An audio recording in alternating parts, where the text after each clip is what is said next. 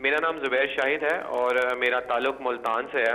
سب سے پہلے میں آپ سے یہ کہنا چاہتا ہوں کہ میں آپ کے ان سپورٹرز میں سے ہوں جنہوں نے آپ کو بڑے ہی دل سے ووٹ دیا ہے فار اے بیٹر چینج.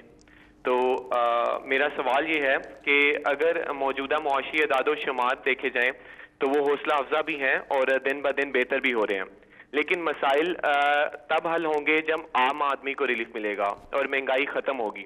تو کیا آئندہ بجٹ میں عام آدمی کے لیے کوئی ریلیف ملے گا؟ مسٹر پرائم منسٹر صاحب، اگر مہنگائی کم نہیں ہو سکتی تو ایٹ لیسٹ عام آدمی کی تنخواہوں میں اتنا اضافہ کر دیا جائے کہ وہ اس مہنگائی سے قابو پا سکے.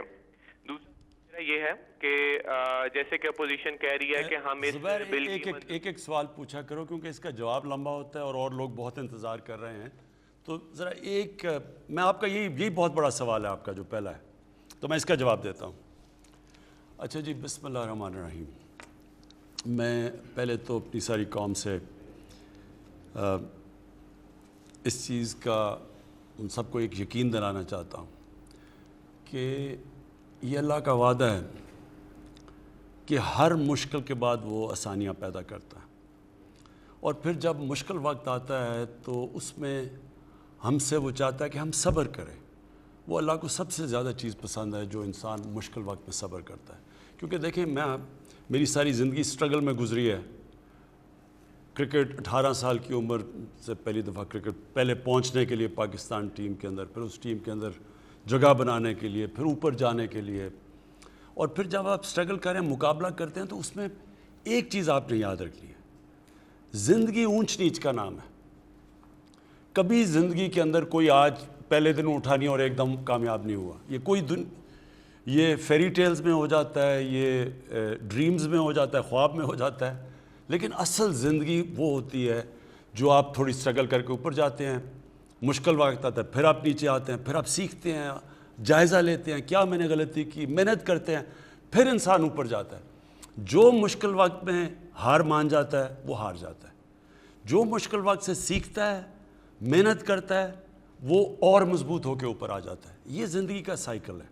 تو میں صرف آپ کو اس چیز کا کہنا چاہتا ہوں کہ دیکھیں، مشکل وقت پہ گورنمنٹ ملی، یہ آپ کوئی بھی انڈیپینڈنٹ لوگوں سے پوچھ لیں کہ کبھی کسی گورنمنٹ کو اتنے مسئلے مسائل ملے جو ہماری گورنمنٹ کو 2018 میں ملے. میں آپ کو کہہ رہا ہوں نہیں ملے. نہ کبھی اتنا بڑا خسارہ ملا ایکسٹرنل، یعنی جس کو کرنٹ اکاؤنٹ کہتے ہیں، نہ کبھی اتنا بڑا خسارہ ملا انٹرنل جو فسکل ڈیفیسٹ ہے.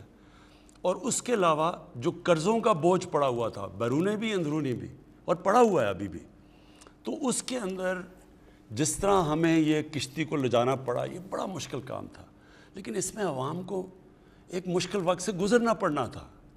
دیکھیں نا، ایک گھر ہے، میرے پر قرضے چڑھ جاتے ہیں، میں اپنے قرضوں کی قسطیں بھی دینی ہیں، کبھی کوئی بجلی کا بل مانگنے آ رہا ہے، کبھی کوئی کرایہ مانگنے آ رہا ہے، کبھی کوئی اسکول فیس مانگنے آ رہا ہے، تو میں نے وہ قرضے بھی دینے ہیں. اس کے بعد میں نے گھر بھی چلانا ہے. تو کیا کروں گا؟ میں اپنے خرچے کم کروں گا. میں بچوں کو اچھے مہنگے اسکول سے دوسرے اسکول میں لے کے آؤں گا جس میں کم فیس ہے. میں گوشت کی جگہ دال کھانا شروع کر دوں گا. مجھے خرچے تو کم کرنے ہیں نا، کیونکہ میں نے قرضے دینے ہیں. تو لہٰذا جب تک میری آمدنی نہیں بڑھتی، مجھے وہ مشکل وقت سے گزرنا ہے. تو میں پہلے دن سے اپنی قوم کو کہا تھا کہ ہمیں ایک مشکل وقت سے گزرنا پڑے گا. جب ایک ملک بینکرپٹ ہو جائے تو اس کو اپنے آپ کو اٹھانے کے لیے ٹائم چاہیے. لیکن مجھے بڑی خوشی ہے کہ جو اللہ نے کامیابی دی اس وقت پہ، یعنی کوئی بھی یہ امید لگا کے نہیں بیٹھا تھا کہ 4% کے قریب، تقریباً 4% گروتھ ریٹ ہوگی. اور بلکہ کئی ماہر سمجھ رہے ہیں جو انڈیپینڈنٹ ہے کہ یہ 4 سے اور اوپر 4.5% پہ بھی پہنچ جائے گی، اس سے بھی اوپر جا سکے. تو اس کا مطلب کہ جو ہم سوچ رہے تھے اور ہمارے مخالف خاص طور پہ سوچ رہے تھے، اس سے بہت تیزی سے اوپر گئے ہم. اس کی کئی وجوہات ہیں، وہ میں بعد میں تفصیل سے آپ کو بتاتا رہوں گا کہ کیا کیا ہم نے قدم اٹھائے. تو ایک تو یہ بہت اس لیے خوشائن چیز ہے جو زبیر آپ نے سوال پوچھا کہ لوگوں کی مشکلات کیا ہیں. 2 ہی مشکلیں ہیں، ایک مہنگائی ہے، دوسری بے روزگاری ہے. یہ 2 مشکل ہیں نا سب سے زیادہ. تو جیسے جیسے آپ کی گروتھ ریٹ بڑھتی ہے، یعنی کہ جب اکانومی کے پہیہ چلنا شروع ہوتا ہے، کنسٹرکشن شروع ہوتی ہے جو ماشاءاللہ ریکارڈ پہ ہے، جب گاڑیاں بننی شروع ہوتی ہیں جو 55% گاڑیوں کا سیل، ٹریکٹروں کا 60% مزید سیل بڑھ گئی ہے، موٹر سائیکلوں کی، جب یہ بننے شروع ہوتے ہیں تو روزگار ملنا شروع ہوتا ہے، لوگوں کے ہاتھ میں پیسہ آتا ہے، تو اس سے پھر نوکریاں ملنی شروع ہوتی ہیں، غربت کم ہوتی ہے. تو یہ ایک بہت بڑا پہلا خوشائن قدم آ گیا. وہ دوسری چیز پہ میں بعد میں بات کروں گا، دوسرا سوال، کیونکہ لوگ مہنگائی کا بھی پوچھیں گے کہ اس کا ہم کیا کر رہے ہیں. لیکن یہ جو پہلا اس وقت جو ہماری اپوزیشن جنہوں نے پہلے دن سے کہا کہ نااہل ہیں اور ان کو نکال دینا چاہیے، اور حالانکہ ابھی ہم شروع ہی ہوئے تھے، انہیں پتہ تھا کتنے مسئلے مسائل ہیں، پھر ساتھ ساتھ انہوں نے یہ کہا کہ اگر ہمیں NRO دے دو تو آپ نااہل نہیں ہوں گے، تو اگر آپ NRO نہیں دیں گے تو ہم آپ کی گورنمنٹ نہیں چلنے دیں گے. اور پھر فوج کو، پاکستان کی فوج کو کہتے کہ الیکٹڈ گورنمنٹ کو گرا دو، کہتے جی الیکشن ٹھیک نہیں ہوا، کوئی ثبوت بھی نہیں دیا. ہم نے جب کہا تھا پچھلا الیکشن ٹھیک نہیں، تو ہم نے 4 حلقوں کے باقاعدہ کام کر کے بتایا کہ ان 4 حلقوں میں دھاندلی ہوئی تھی جو چنے تھے. تو وہ اس لیے پھنس گئے ہیں کیونکہ انہوں نے کہا اتنی نااہل حکومت ہے، اب ان کو سمجھ نہیں آ رہی کہ اتنی زیادہ یہ گروتھ ریٹ 4% کے قریب کیسے آ گئی، کیونکہ انہوں نے خود ہی کہا نااہل ہے. اب وہ پھنس گئے ہیں، تو وہ کہتے ہیں جی یہ آپ نے غلط، آپ کی جو سٹیٹسٹکس ہیں وہی غلط ہیں.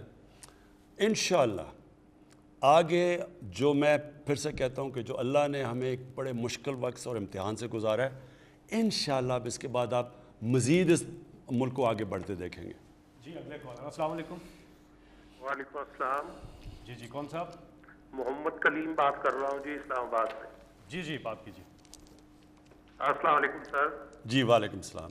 سر آپ کو تو پہلے میں مبارکباد پیش کرتا ہوں، یہ بہت اچھا سلسلہ آپ نے شروع کیا سر، لوگوں کے مسائل حل ہو رہے ہیں. میرا بھی ایک ایشو ہے سر، یہاں اسلام آباد میں سر ایک federal employees cooperative housing society ہے سر، میں اس کا 2005 سے ممبر ہوں سر.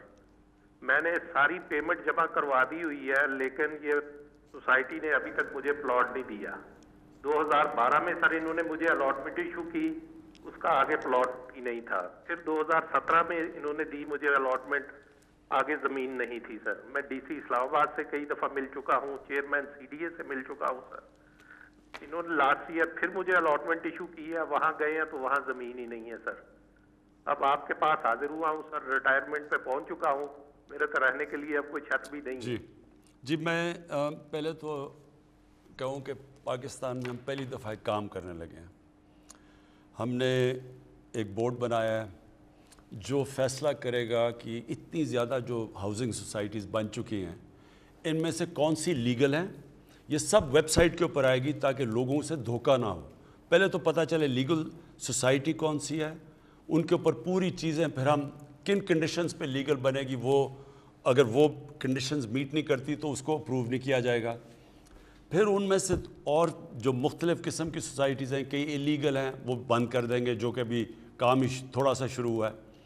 کئی سوسائٹیز ایلیگل بن گئی ہیں لیکن انہوں نے اتنے زیادہ پلاٹ بیچ دیے ہیں کہ وہ اب لوگ وہاں رہنا شروع کر دیے ہیں. تو اس کے لیے ایک اور نظام لے کے آ رہے ہیں. کہنے کا مقصد یہ ہے جسٹس عظمت جو ہمارے سپریم کورٹ کے چیف جسٹس تھے، ان کے نیچے ہم نے اب ایک کمیٹی بنائی ہے جو باقاعدہ کیٹیگرائز کر رہی ہے.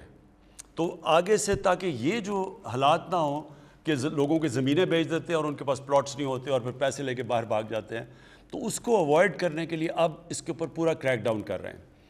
جو جہاں تک آپ کا ایشو ہے میں نے یہاں نوٹ کروا دیا ہے ہمارے ملٹری سیکٹری کو، اور انشاءاللہ ہم آپ کو اس کو رسپانس دیں گے بعد میں. جی اگلے کالر. السلام علیکم. وعلیکم السلام. جی کون صاحب بات کر رہے ہیں؟ میں فیصل آباد سے ڈاکٹر محمد سعید اختر بات کر رہا ہوں. جی ڈاکٹر صاحب. جی میں خارجہ امور کے حوالے سے بات کرنا چاہوں گا. اس سلسلے میں 3 مسائل کی نشاندہی کروں گا. 2 مسائل تو 20ویں صدی کے وقت سے نوآبادیاتی طاقتوں کے پیدا کرتا ہے. ان میں ایک مسئلہ فلسطین ہے. یہ بات قابل اطمینان ہے کہ غزہ میں جنگ بندی ہو گئی ہے، مگر جناب وزیر اعظم اب آگے کیا ہوگا؟ صہیونیوں کی طرف سے فلسطینیوں کے غصب شدہ حقوق کو مستقل طور پر کیسے بحال کرایا جا سکتا ہے، اور پاکستان فلسطینیوں کی قومی تحریک کی مستقل کامیابی کے لیے کیا کردار ادا کر سکتا ہے؟ دوسرا مسئلہ کشمیر ہے. یہ ریجنل کوآپریشن کی راہ میں سب سے بڑی رکاوٹ ہے۔ آپ کی حکومت کا موقف یہ ہے کہ انڈیا جب تک 5 اگست 2019 کے اقدامات واپس نہیں لیتا اس سے کوئی بات چیت نہیں ہو سکتی۔ جناب وزیر اعظم، اگر وہ واپس نہیں لیتا تو پھر پاکستان کی سفارتکاری کیا ہوگی؟ کیا ہم اتنے بڑے ہمسائے سے منہ موڑ کے بیٹھے رہیں گے جبکہ کہا یہ جاتا ہے کہ we can change friend not neighbour? جی، پہلے تو میں کشمیر کے اوپر بات کر دوں، لیکن مسئلہ کشمیر کا اس وقت یہ ہے، اس میں کوئی شک نہیں کہ اگر ہماری ہندوستان سے تعلقات اچھے ہوں، ایک طرف ہمارے پاس چائنا دنیا کی سب سے بڑی مارکیٹ ہے، دوسری طرف ہندوستان جو 1 ارب سے زیادہ آبادی ہے وہ بڑی مارکیٹ ہے، ہماری تجارت شروع ہو جائے، کنیکٹیوٹی ہو جائے، تو یہ تو ساری دنیا میں یہ ثابت ہو چکا ہے۔ جب یورپین یونین بنی تھی، میرے سامنے، میں تب یونیورسٹی میں تھا جب یہ بنی تھی انگلینڈ میں، یعنی یورپ میں، تو سب کو فائدہ ہوا تھا۔ جب تجارت بڑھتی ہے تو ساروں کو فائدہ ہو جاتا ہے، تو اس لیے اس میں تو کوئی شک نہیں کہ ہمارے اگر تعلقات اچھے ہو جائیں، جو میں نے پہلے دن ہی اقتدار میں آ کے پوری کوشش کی کہ ہمارے ان سے، ہندوستان سے تعلقات ہوں، اور ہمارا ایک ہی مسئلہ ہے کشمیر کا جو کہ ہم بات چیت سے حل کریں۔ لیکن جو اب سچویشن ہے، اگر ہم اس وقت ہندوستان سے تعلقات نارملائز کرتے ہیں، اس کا مطلب کہ ہم نے کشمیر کے لوگوں سے بہت بڑی ہم ایک غداری کریں گے۔ اس کا مطلب ہم نے ان کو یعنی ان کی ساری جو جد و جہد، جو سارا جو ان کی سٹرگل، پتہ نہیں 1 لاکھ سے اوپر شہید ہو چکے ہیں کشمیری، اس کا مطلب کہ ہم اس سب کو نظر انداز کر دیں گے۔ اس میں کوئی شک نہیں کہ ہماری تجارت بہتر ہوگی، لیکن ان کا سارا خون ضائع ہو جائے گا، لہٰذا یہ ہو نہیں سکتا۔ ہم کشمیریوں کے ساتھ کھڑے ہیں، ہمیں پتہ ہے انہوں نے کس طرح کی قربانیاں دی ہیں اور دے رہے ہیں، لہٰذا یہ نہیں ہو سکتا کہ ان کے خون کے اوپر ہم یہ سوچ لیں کہ پاکستان کی تجارت بہتر ہو جائے گی، یہ نہیں ہو سکتا۔ اگر وہ 5 اگست کے وہ جو انہوں نے قدم اٹھائے ادھر واپس چلے جائیں، پھر بالکل ہو سکتی ہے بات، اور پھر ہم کشمیر کا مسئلہ ایک روڈ میپ بھی لا سکتے ہیں اور حل کر سکتے ہیں۔ اب آگے جی فلسطین، بالکل فلسطین کا وہی مسئلہ جو کشمیر کا ہے، وہاں بھی ایک آکوپیشن ہے، وہاں بھی ان کی زمین کے اوپر قبضہ کیا ہوا ہے، ادھر وہ ابھی کشمیر میں شروع ہوا ہے جو کہ ان کی آبادی کی ڈیموگرافی بدل رہے ہیں، یعنی کہ باہر سے لوگوں کو سیٹل کر رہے ہیں کشمیر میں لا کے ہندوستان۔ اسی طرح جو فلسطین تھا اس کو وہ تھوڑا سا رہ گیا ہے، باقی ساروں کے اوپر انہوں نے قبضہ کر کے اور اپنے لوگ سیٹل کر دیے ہیں۔ اب میں آپ کو سیدھا بتا دوں کہ فلسطین کا مسئلہ کیا ہے۔ اس کا یہ جو اس وقت صورتحال ہے، یہ صرف اور صرف یہ فورس سے، یہ سیکیورٹی ان کو ظلم کر کے، ان کو خوف زدہ کر کے، ان کو ڈرا کے، بھائی اسی طرح یہ چل سکتا ہے۔ اور وہ ہوگا کیا، وہ تھوڑی دیر کے لیے ان کے پاس اتنی طاقتور فوج ہے کہ وہ دب جائیں گے، پھر تھوڑی دیر کے بعد وہ کھڑے ہو جائیں گے، اور یہ سائیکل چلتا رہے گا۔ حل نہیں ہے یہ مسئلوں کا، یہ بس ایک ظلم کا نظام وہ سمجھتے ہیں کہ وہ اتنا ظلم کریں گے کہ وہ چپ کر کے غلام بن جائیں گے۔ سب کو پتہ ہے یہ سلوشن نہیں ہے۔